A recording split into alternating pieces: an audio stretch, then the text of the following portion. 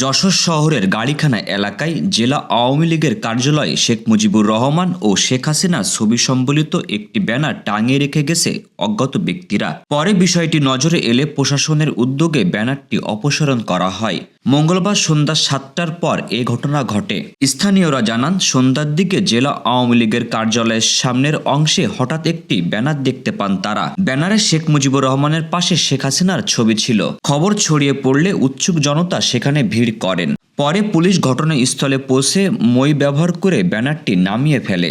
এলাকাবাসী আরও জানান, কার্যক্রম নিষিদ্ধ ঘোষণার পর গত ৫ আগস্ট জেলা আওয়ামী লীগের কার্যালয়টি আগুনে পুড়িয়ে দেওয়া হয়। পরবর্তীতে ভবনের প্রবেশপথ ইটের প্রাচীর তুলে বন্ধ করে দেওয়া হয়। এমন অবস্থায় কে বা কারা কিভাবে ব্যানারটি টাঙিয়েছে এই নিয়ে শহর জুড়ে তোলপাড় সৃষ্টি হয়েছে। এ বিষয়ে কোতোয়ালি থানার অফিসার ইনচার্জ ফারুক আহমেদ বলেন, ঘটনাটি খতিয়ে দেখা হচ্ছে এবং সংশ্লিষ্টদের আটকের চেষ্টা চলছে। ডেস্ক রিপোর্ট, গ্রামের কাগজ।